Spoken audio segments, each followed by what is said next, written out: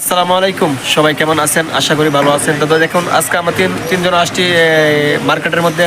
তো ও আমার ছোটো ভাই। হাই বলো। হাই। দেখেন আমার বাইক নেওয়ার সাথে, ঠিক আছে। তো আমরা এই মার্কেটে আসছি, কী কী এই মার্কেটের মধ্যে আসছে আপনাদেরকে দেখানোর চেষ্টা করব। তো সবাই প্লিজ ভিডিওটা কন্টিনিউ করবেন। এই মার্কেটের মধ্যে আমরা এখন বর্তমান নিচে আছি, ঠিক আছে। এই মার্কেটের মধ্যে বিভিন্ন ধরনের শ্যাম্পু, তারপর বিভিন্ন ধরনের রসুন, সব কিছু আছে, ঠিক আছে। তো আমরা এখন আপনাদেরকে দেখাবো মানে এই শ্যাম্পুর প্রাইস কত করে,